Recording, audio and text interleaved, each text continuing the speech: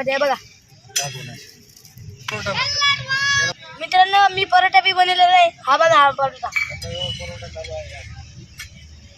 परोठा बनायचं चाललेलं आहे।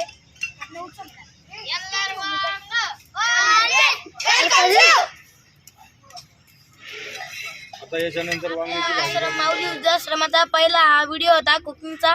तर आज आपण पोळीची रेसिपी केलेली होती।